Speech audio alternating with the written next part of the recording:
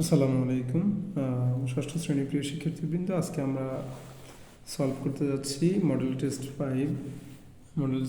Test 5-এর MCQ এবং short কোশ্চেনগুলো try করবো সলিউশন দেওয়ার জন্য। এবং এখানে বেশ কিছু ক্যালকুলেটিভ প্রশ্ন রয়েছে, তো তোমাদের প্রিপারেশনে সহায়ক হবে ইনশাল্লাহ।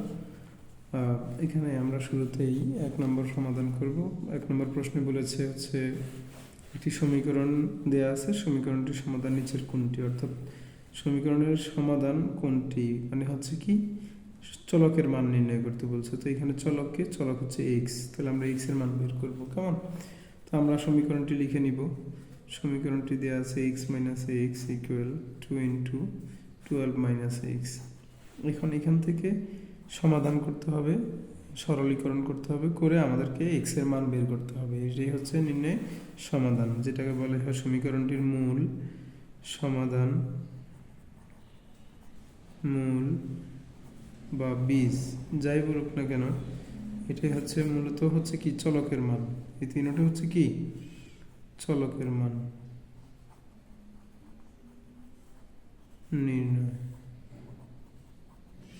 তো এখানে চলক আছে এক্স, তাহলে আচ্ছা এখানে আমরা ক্যালকুলেশন চলে আসি। 2x মাইনাস এক্স আছে, তাহলে 2x থেকে একটা এক্স মাইনাস করলে একটা এক্স থাকে, আর 2 এটার সাথে মাল্টিপ্লাই আকারে আছে, ব্র্যাকেট মানে গুণাকারে থাকা, 12 দুগুণে 24 minus plus 2 minus x plus minus 2x। পরবর্তী লাইনে আমরা কি করতে পারি? পরবর্তী লাইনে আমরা 2xটাকে এই পাশে নিয়ে আসবো, দিক পরিবর্তন করলে কি হয় মাইনাস প্লাস হয়ে যায়। তো এখন x প্লাস 2x এর ভ্যালু কত? Thrice x equal 24। এখন 3টা এখানে সহগ আকারে আছে চলকের, আমরা যদি দিক গুণ আকারে আছে বিধে দিক পরিবর্তন করলে ভাগ হয়ে যাবে, অর্থাৎ হর হয়ে যাবে, আর এখানে লব 24। এখন আমরা যদি 3 দিয়ে 24কে ভাগ করি কত পাবো? 8 পাবো, তাই না? তাহলে আমাদের সমাধান হয়ে গেল কত? x equal 8। তাহলে অপশন হচ্ছে গ 8। এরপর প্রশ্ন নম্বর 2 বলছে ঘনকের তলগুলোর ক্ষেত্রে কোনটি সত্য? ঘনকের তলগুলোর ক্ষেত্রে কোনটি সত্য? ঘনক মানে হচ্ছে যার সবগুলো মাত্রা সমান। ঘনকের দৈর্ঘ্য, প্রস্থ ও উচ্চতা সমান। তাহলে এখানে বলছে কি তলগুলো আয়তাকার, তলগুলো সমান্তরিক, তলগুলো বর্গাকার, তলগুলো বৃত্তাকার। যখন সবকিছু সমান হবে তখন স্বাভাবিকভাবে কি হবে? তলগুলো বর্গাকার হয়ে যাবে, কারণ বর্গাকারের তলের বা বর্গাকার আকৃতির সব তলে কি হয়? সমান হয়, কারণ দৈর্ঘ্য, প্রস্থ, উচ্চতা সবই সমান থাকে। আচ্ছা, এরপরে আসা হচ্ছে 3 নম্বর প্রশ্নে 1:1কে শতকরা প্রকাশ করলে কত হবে? 1-এর 1। তাহলে 1:1 এই কথার মানে হচ্ছে কি 1-এর 1। তাহলে 100-এর 100, এটাকে যদি তুমি পার্সেন্টে লেখো 100%, ঠিক আছে? আর যদি সূত্র আকারে করি তাহলে শতকরা এভাবে লিখতে পারবো 1:1 শতকরা সমান সমান 1-এর 1 গুণ 100%, তাহলে সমান সমান কত পাবো? 100%। তাহলে আমাদের প্রশ্ন 3-এর সমাধান হচ্ছে কত? 100%, অপশন ক। আচ্ছা, এরপরে 4-এ আমরা দেখতেছি কি 5-এ বলছে হচ্ছে অ্যালজেব্রা শব্দটি কোন ভাষার শব্দ হতে এসেছে? অ্যালজেব্রা এসেছে হচ্ছে আলজাবুর নামক একটি শব্দ থেকে, যে শব্দটি হচ্ছে আরবি শব্দ। তাহলে 5-এর অপশন ক হচ্ছে উত্তর, অ্যালজেব্রা আরবি শব্দ থেকে এসেছে। 6 নম্বরে বলছে কি কোনটি বিন্যস্ত উপাত্ত? কোনটি বিন্যস্ত উপাত্ত অর্থাৎ যেটা অ্যাসেন্ডিং ডিসেন্ডিং মানে হচ্ছে যে ঊর্ধ্বক্রম বা অধক্রম অনুসারে যেটা থাকে। তো সাধারণত ঊর্ধ্বক্রম অনুসারে সাজানোটা বিন্যস্ত হিসেবে কাউন্ট হবে এখানে, ছোট থেকে বড়। তাহলে সবচেয়ে ছোট হচ্ছে এখানে 40, 45, 47, 50, 50। তাহলে এইটাই হচ্ছে আমাদের বিন্যস্ত উপাত্ত, ছোট থেকে বড়। আচ্ছা, 7 নম্বরে বলছে 25-এর সাথে একটি সংখ্যার অর্ধেক যোগ করলে 65 হবে। সংখ্যাটি এক্স হলে নিচের কোন সমীকরণটি সঠিক? তাহলে কার সাথে যোগ করতে বলছে? যোগ করতে বলছে 25 এর সাথে একটি সংখ্যার অর্ধেক। তাহলে সংখ্যাটি হচ্ছে কত? এখানে দেয়াই আছে সংখ্যাটি সমান x। তাহলে x এর সাথে 25 এর সাথে একটি সংখ্যার অর্ধেক, তার মানে 25 শর্ত মতে যোগ x এর অর্ধেক মানে x/2, তাই না?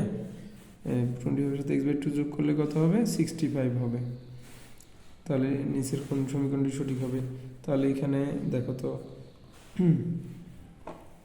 25 এর সাথে একটি সংখ্যার অর্ধেক যোগ করা, 25 যোগ এই সংখ্যাটি x এর অর্ধেক মানে x/2 = 65, এরকম যেখানে আছে সেটাই হচ্ছে আমাদের উত্তর। তাহলে অপশন খ তে তোমরা দেখো 65 = হাফ অফ x মানে x/2 প্লাস 25, তার মানে এই যে 25 প্লাস x/2 = 65, একই সমীকরণ আসলো, তাই না? তাহলে আমাদের অপশন খ হচ্ছে 7 অপশন খ হচ্ছে উত্তর। 8 নং প্রশ্নে বলছে কোন একটি ট্যাঙ্ক একটি নল দ্বারা 30 মিনিটে পূর্ণ হয়, 18 মিনিটে ট্যাঙ্কটির কত অংশ পূর্ণ হবে? তাহলে এটা কিভাবে করব? আমাদের এখানে বলছে 30 মিনিটে পূর্ণ হয় হচ্ছে কি একটি ট্যাঙ্ক মানে এক অংশ, আর হচ্ছে 18 মিনিটে পূর্ণ হয় কত অংশ সেটা বের করবো। তাহলে যেটা অংশ যেটা বের করতে হয় সেটা কোথায় থাকে? শেষে থাকে। তাহলে আমরা লিখব যেটা বের করতে হয় সেটা শেষে থাকে। তাহলে 30 মিনিটে পূর্ণ হয়, আমি এগুলো করে দিচ্ছি যাতে করে তোমাদের মাথায় সহজে ঢুকে। তোমরা এমসিকিউর উত্তর এভাবে না করে শর্টকাট করে দিয়ে দিবে। 30 মিনিটে পূর্ণ হয় হচ্ছে কত? এক অংশ। তারপরে আমার কাছে বলছে হচ্ছে 18 মিনিটে কত হবে? তাহলে সুতরাং ঐকিক নিয়মে 1 মিনিটে পূর্ণ হবে কম পূর্ণ হবে, তাই না? এই একটা এখানে গুণ আকারে আসবে আর এই একটা উপরে থাকবে, এখানে বড় সংখ্যাটা ভাগ আকারে আসবে, কারণ হচ্ছে যে 30 মিনিটে যদি এক অংশ পূর্ণ হয় 1 মিনিটে কম পূর্ণ হবে। এখন আমাদের প্রশ্ন বলছে 18 মিনিটে পূর্ণ হয় কতটুকু সেটা বের করতে। তাহলে 1 গুণ 18, এটা যদি আবার 1-এর চেয়ে বড় এটা গুণ হবে ঐকিক নিয়মের নিয়ম অনুসারে, ঠিক আছে? তো এইখান থেকে আমরা এখন কাজ করব। আমরা সাধারণ উৎপাদক দিয়ে ভাগ করি, তাহলে কি হয়? 3 6 18, 6 যদি সাধারণ উৎপাদক হয় 5 6 30, এত অংশ। তাহলে 5/3 অংশ, তাহলে 5/3 অংশ আছে এই যে অপশন গ, 5/3 অংশ 18 মিনিটে পূর্ণ হবে, এটাই উত্তর। হ্যাঁ, 9 নম্বর প্রশ্নে আমাদেরকে বলছে ত্রিভুজের ক্ষেত্রে কোনটি সত্য। তো আমরা পরে দেখি 3টি রশ্মি দ্বারা আবদ্ধ ক্ষেত্র, 3টি রেখাংশ দ্বারা আবদ্ধ ক্ষেত্র, 3টি রেখা দ্বারা আবদ্ধ ক্ষেত্র, 3টি কোণ দ্বারা আবদ্ধ ক্ষেত্র। খুবই মজার একটা প্রশ্ন। এখানে কেন মজার? কারণ হচ্ছে যে বলছে সবগুলো অপশনে 3টি রশ্মি, রেখাংশ, রেখা, কোণ।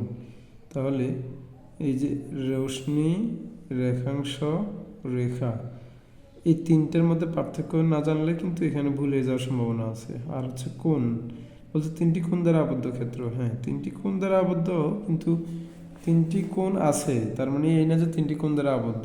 কোণ দিয়ে আবদ্ধ হয় না, আবদ্ধ হয় হচ্ছে কি দিয়ে? রশ্মি, রেখাংশ, রেখা, এগুলো দিয়ে। এখন আমি আগে জানতে হবে রশ্মি কি, রেখাংশ কি, রেখা কি। তো এই যে এটা একটা যদি আমরা কি আঁকি, চলমান রেখা আঁকি, তাহলে এরপরে এখানে যদি আরেকটা আঁকি, আবার এখানে যদি আরেকটা আঁকি, তুমি খেয়াল করে দেখো, মনে করো এটা চলছে, এটাও চলছে, এইটাও চলছে, এটা প্রতিটা রেখার 2টা করে প্রান্তবিন্দু আছে, কিন্তু তারা এই এবি রেখাকে, মনে করো এবি রেখাকে সিডিতে ছেদ করছে, আবার এক্স ওয়াই রেখাকে পিকিউতে পিতে মনে করো ছেদ করছে, সিপিতে। আবার এই ওয়াই জেড রেখাকে বা Z X Y M N রেখাকে পিডিতে ছেদ করছে। আমি জাস্ট একটা নাম দিলাম। তো এখন দেখো তো, প্রত্যেকটা রেখাকে 2টা বিন্দুতে ছেদ করে ফেলতেছে, প্রতিটা রেখাকে 2টা বিন্দুতে ছেদ করতেছে, প্রতিটা রেখাকে 2টা বিন্দুতে ছেদ করতেছে। তার মানে এটা কি আর রেখা থাকতেছে না, তখন আমরা পাচ্ছি হচ্ছে এই রেখাংশ। তাহলে এই রেখাংশটা আমাদের কি হবে? উত্তর হবে, কারণ আমরা রেখা থেকে রেখাংশ, তিনটি আবদ্ধ রেখাংশ নিয়ে একটি কি পাচ্ছি, ত্রিভুজ পাচ্ছি। তাহলে ত্রিভুজের ক্ষেত্রে কোনটি সত্য? অসত্য। তিনটি রেখাংশ দ্বারা আবদ্ধ ক্ষেত্র হচ্ছে ত্রিভুজ। আচ্ছা, এটা হচ্ছে আমাদের উত্তর। এরপরে 10 নম্বর প্রশ্নে কি বলছে? 10 নম্বর প্রশ্নে বলছে